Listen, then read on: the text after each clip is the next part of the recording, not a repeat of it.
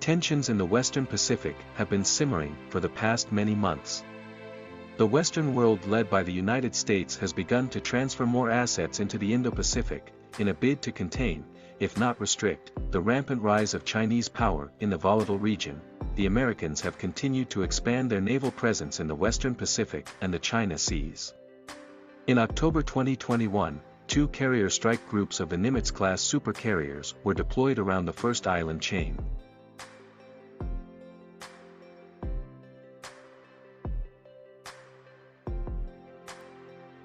These actions, however, cannot be viewed as an unprecedented act of offense against the People's Republic of China. The mainland Chinese have since late September been upping the ante in its long-lasting dispute with Taiwan. The Taiwanese Air Defense Identification Zone, ADIZ, has been consistently violated by aircraft of the People's Liberation Army Air Force.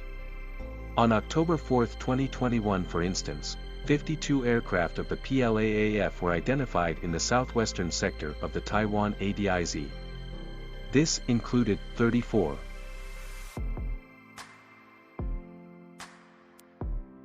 Actions on such a massive scale are becoming increasingly frequent and are posing a serious threat to Taiwanese sovereignty and independence.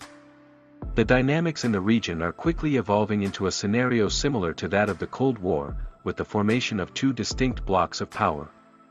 The United States and its allies, especially Japan, are keeping their eyes peeled on the developments taking place over the airspace of Taiwan, with the Chinese completely bailing out on promises of pursuing.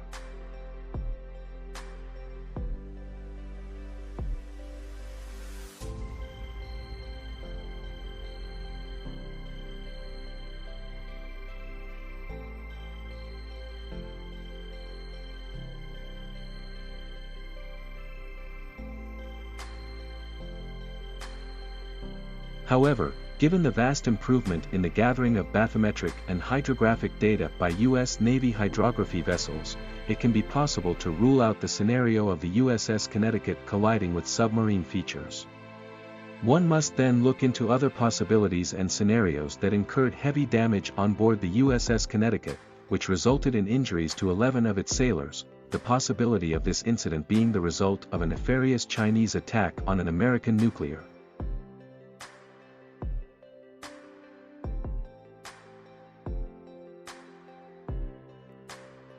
The Chinese have also developed smaller underwater glider drones. In late December 2020, Indonesian fishermen fished out the Sea Wing, Figure 6, which is an entirely different type of drone with no powerhouse to propel its movement. The Sea Wing family of underwater gliders depend upon variable buoyancy propulsion that makes use of an inflating and deflating balloon-like device filled with pressurized oil, causing them to sink before rising to the surface again, moving along, aided by wings.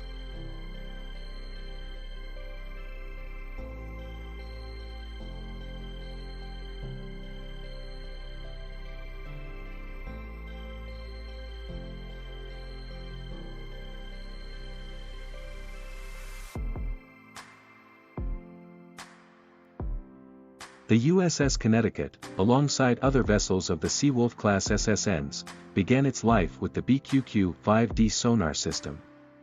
The Seawolf was refitted with BQQ-10V4 systems, which is an open architecture system that includes biennial software upgrades, APBs, and quadrennial hardware upgrades. The new system, however, continues to make use of the 24 feet wide bow-mounted spherical active and passive array and wide-aperture passive flank arrays installed on the submarine. The class of vessels was also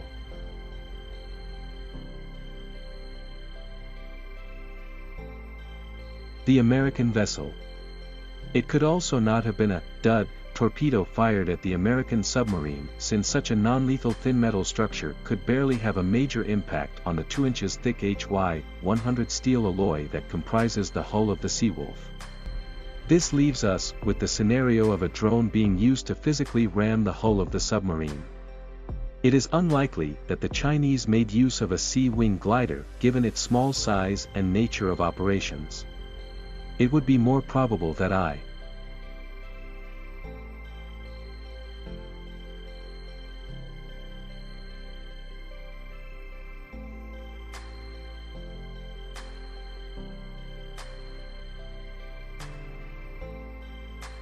The American vessel. It could also not have been a dud torpedo fired at the American submarine.